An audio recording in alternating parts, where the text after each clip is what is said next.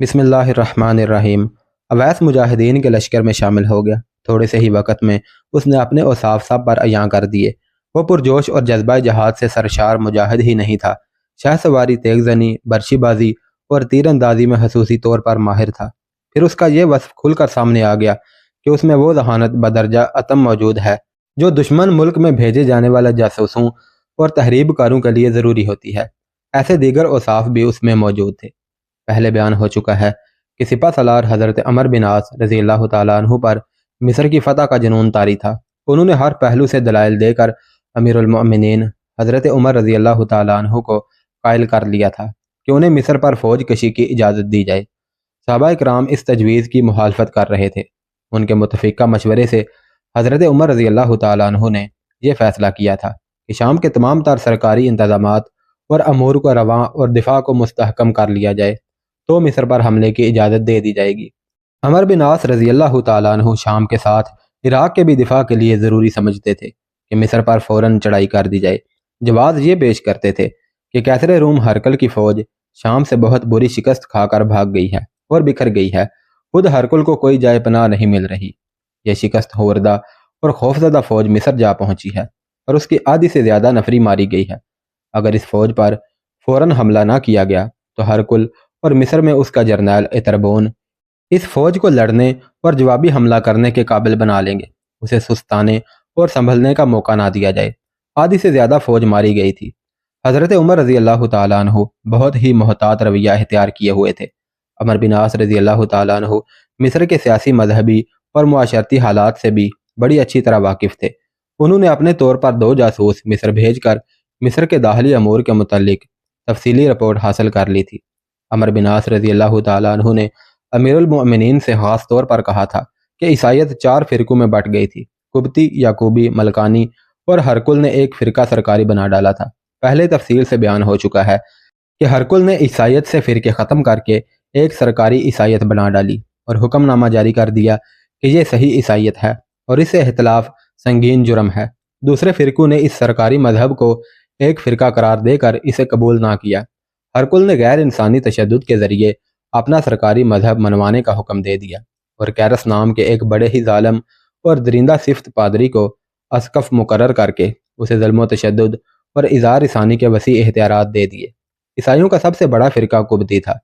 عیسائیوں نے ہرکل کی سرکاری عیسائیت کے خلاف محاذ بنا لیا اور کیرس کے وحشیانہ مظالم کا نشانہ 10-11 سال بنے رہے۔ عمر بن عاص رضی اللہ تعالیٰ عنہ نے امیر المومنین حضرت عمر رضی اللہ تعالیٰ عنہ سے کہا تھا کہ قبطیوں کی مدد کو پہنچنا ہمارا فرض ہے۔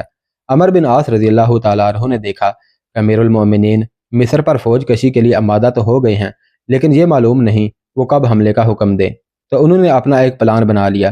انہیں یہ خطرہ نظر آ رہا تھا کہ رومی فوج جو شام سے بہت بری حالت میں بھاگی تھی اسے اس کے جرنیل پھر منظم کر کے مزید فوج تیار کر لیں گے اور ہرکل شام پر جوابی حملہ کرے گا۔ انہوں نے اس کا تدارک یہ سوچا کہ جس طرح الجزیرہ کے عیسائیوں نے مسلمان فاتحین کے خلاف بغاوت کر دی تھی، اس طرح مصر میں بغاوت کرائی جائے۔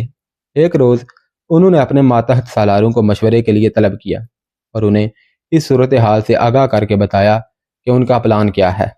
مصر کے قبطی عیسائیوں کو ہرکل اور اتربون کے خلاف اکسایا جا سکتا ہے۔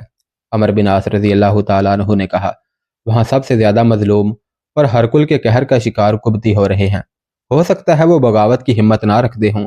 ایک سالار نے کہا، انہیں اپنے زیر اثر لیا جا سکتا ہے اور تیار کیا جا سکتا ہے کہ ہم مصر پر حملہ کریں تو قبطی ہمارا ساتھ دیں اور وہ قبطی جو رومی فوج میں ہیں وہ بے دلی سے لڑیں اور بھاگ نکلیں۔ عمر بن عاص رضی اللہ تعالیٰ عنہ نے سالاروں سے کہا کہ انہیں 3 یا 4 ایسے مجاہدین کی ضرورت ہے جو مصر جائیں اور قبطیوں میں گھل مل کر انہیں ہرکل کے خلاف تیار کریں۔ جاسوسی کا محکمہ موجود تھا، لیکن اس کام کے لیے خاص قسم کے افراد کی ضرورت تھی۔ سالاروں نے 2 مجاہدین کو منتخب کر لیا۔ انہی دنوں اویس اپنے خصوصی اوصاف کی وجہ سے نام پیدا کر رہا تھا، اسے بھی اس مہم کے لیے الگ کر لیا گیا اور تینوں کو عمر بن عاص رضی اللہ تعالیٰ عنہ کے حوالے کر دیا گیا۔ عمر بن عاص نے انہیں اپنے پاس رکھ لیا اور انہیں اس مہم کے لیے تیار کرنے لگے۔ چند دنوں بعد انہیں مصر روانہ کر دیا گیا۔ وہ تاجروں کے بحروب میں وہاں گئے تھے۔ 1 مہینے کے اندر انہوں نے 2-3 عیسائیوں کے ساتھ دوستانہ تعلقات پیدا کر لیے اور ان عیسائیوں نے انہیں رہنے کو اپنے ہاں جگہ دے دی تھی۔ اب وہ اسی سلسلے میں کہیں جا رہے تھے کہ اویس نے روزی کو دیکھ لیا۔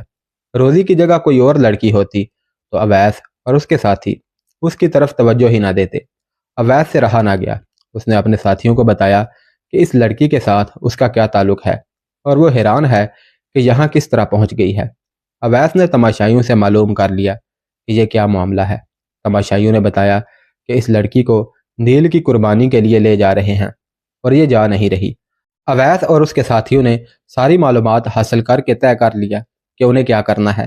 تینوں خصوصی ذہانت کے مالک تھے اور اداکاری کے ماہر تھے۔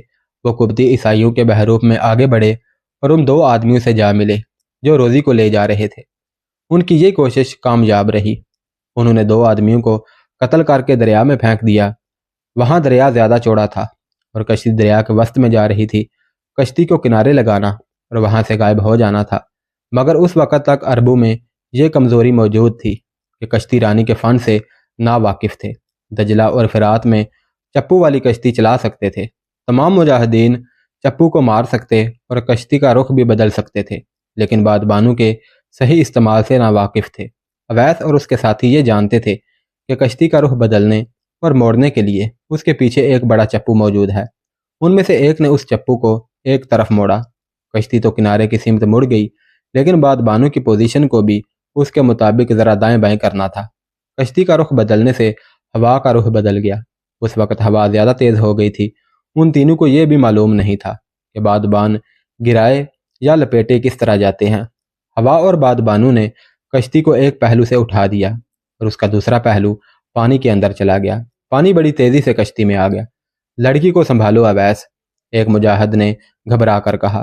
میری فکر نہ کرو، روزی نے کہا، میں تیر سکتی ہوں، ایک بار اس دریا سے نکل چکی ہوں۔ انہیں کچھ اور کہنے سننے کی مہلت نہ ملی۔ بادبانو نے ہوا کے مطابق نہ ہونے کی وجہ سے کشتی کو الٹ دیا اور چاروں دریا میں جا پڑے۔ وہ سب تیرنا جانتے تھے، کنارے کی طرف تیرنے لگے۔ اویس روزی کو پکار رہا تھا۔ روزی بے خوف و خطر کنارے کی طرف تیرتی جا رہی تھی۔ چاروں کنارے تک پہنچ گئے۔ نیل نے اپنی قربانی ایک بار پھر اگل دی۔ اس کا بہاؤ قربانی نہ ملنے سے رکا نہیں، نیل بہتا رہا۔ اب مسئلہ یہ تھا کہ روزی کو کہاں چھپائیں اور اسے شام تک کس طرح پہنچائیں۔ یہ ان کے فرائض میں شامل نہیں تھا، لیکن اویس نے روزی کو بچانے اور شام تک پہنچانے کا فرض اپنے سر لے لیا تھا۔ یہ تینوں دراصل قبطی عیسائیوں کے اسقف بنیامین کے پاس جا رہے تھے۔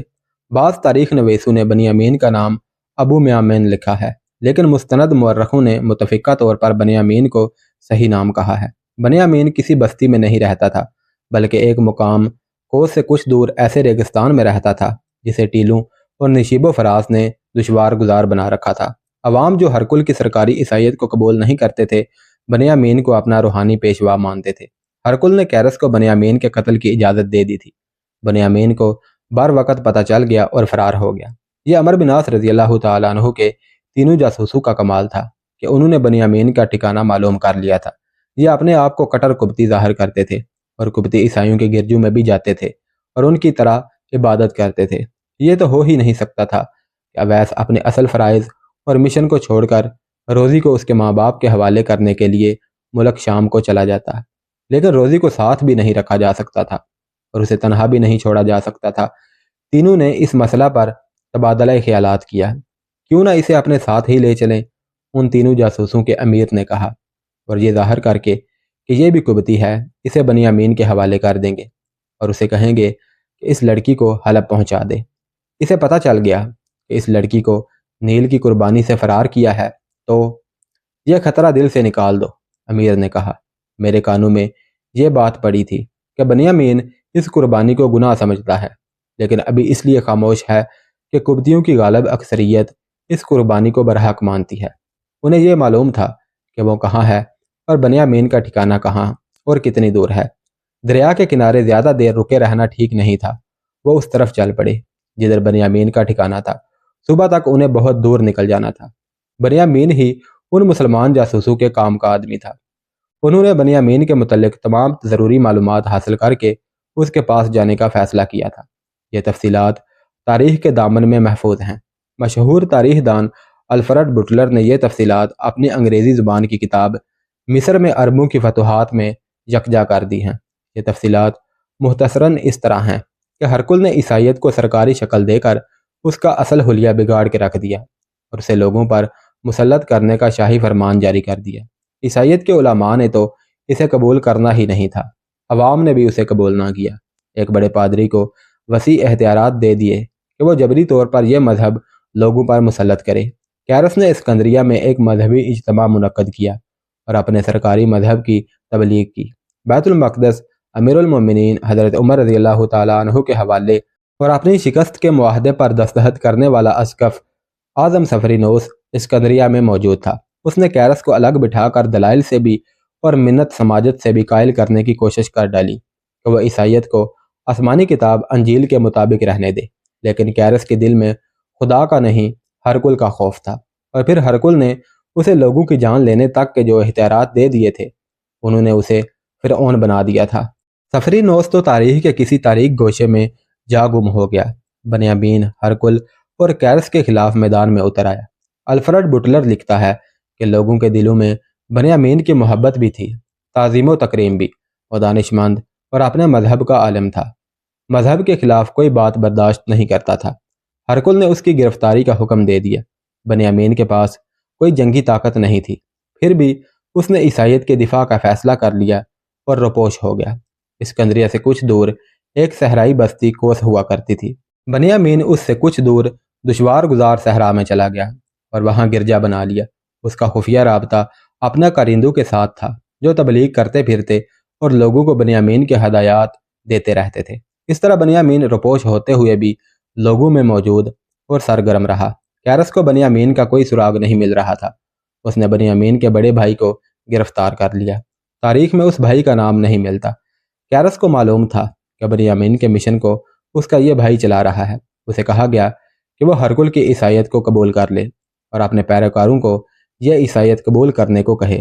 بڑے بھائی نے صاف انکار کر دیا اور کہا وہ خدا کا حکم مانے گا، کسی انسان کا نہیں۔ ہرکل صرف سلطنت روم کا بادشاہ ہے اور ایک گناہ گار بندہ ہے، اصل بادشاہ خدا ہے، اس دنیا کا بھی اور اگلے جہان کا بھی۔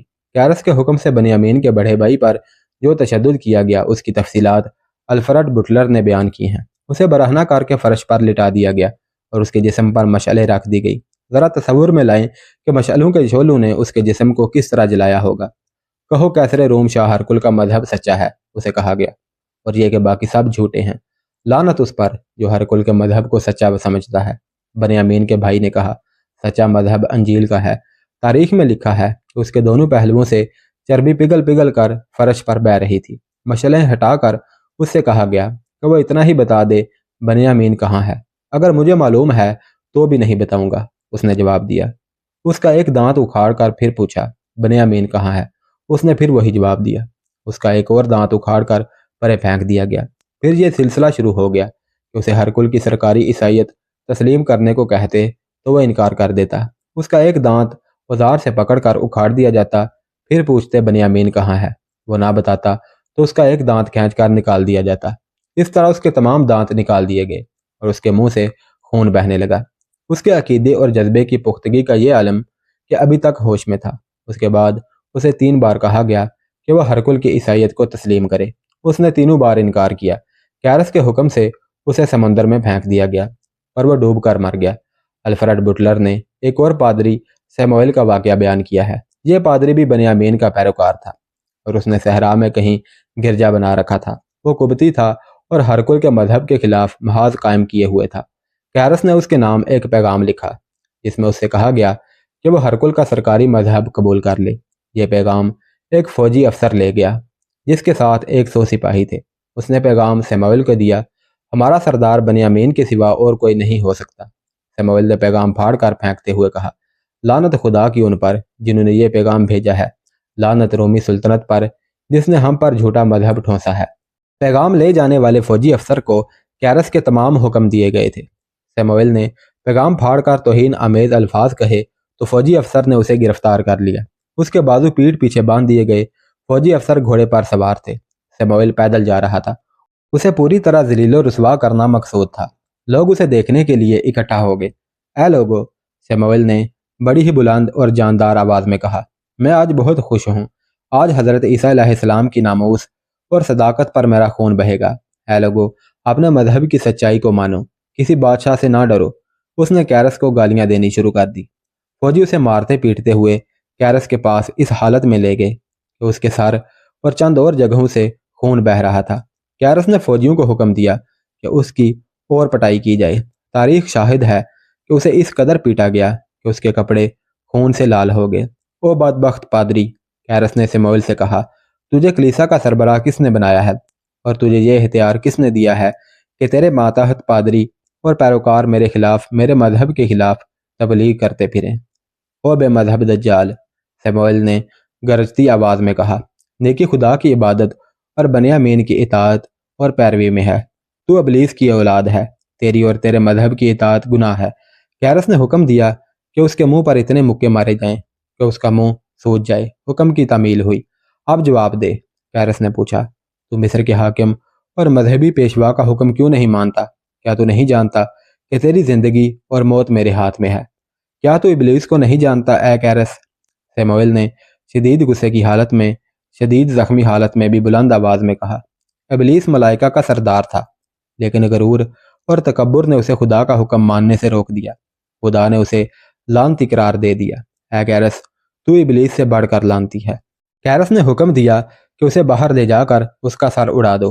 اس کے حکم کی تعمیل ہونے ہی والی تھی کہ ایک حاکم اعلیٰ جس کا تاریخ میں نام نہیں لکھا گیا ادھر آ نکلا۔ اس نے سموئیل کی جان بخشی کر دی اور اسے ملک بدر کر دیا۔ کیرس کے ظلم و تشدد اور قتل و غارت گری کی یہ دو ہی مثالیں کافی ہیں۔ عمر بن عاص رضی اللہ تعالیٰ عنہ کا پلان یہ تھا کہ مصر کے عیسائیوں کو ہرکل کے خلاف بغاوت پر اکسایا جائے، لیکن وہاں صورتحال یہ تھی کہ مصر کے لوگوں کے دلوں میں ہرکل کی نفرت پیدا ہو چکی تھی، جو روز بروز بڑھتی جا رہی تھی، اور یہ آتش فشاں کسی بھی وقت پھٹ سکتا تھا۔ عمر بن عاص رضی اللہ تعالیٰ عنہ یوں زمین ہموار کر لینا چاہتے تھے کہ وہ مصر پر حملہ کریں تو عیسائی ان کا ساتھ دیں، یا اتنا ہی کریں کہ ہرکل کے لیے جنگی طاقت نہ بنے۔ ادھر ماہی گیروں اور ملاحوں کی بستی کا سردار بابا رات کو قربانی والی جگہ کی طرف کشتی میں روانہ ہوا۔ دریائی راستہ چھوٹا تھا، دریا کا رخ ادھر ہی تھا جدھر سے سردار کی کشتی جا رہی تھی۔ آدھا فاصلہ طے ہو گیا تو آگے سے ایک الٹی ہوئی کشتی تیرتی آ رہی تھی۔ اس کے بعد بان ساتھ ساتھ تیر رہے تھے۔ یہ کشتی سردار کی کشتی کے قریب سے گزری۔ اندھیرے میں اتنا ہی پتہ چل سکتا تھا کہ یہ کشتی ہے، یہ دیکھنا ممکن نہیں تھا کہ یہ کشتی کس کی ہے۔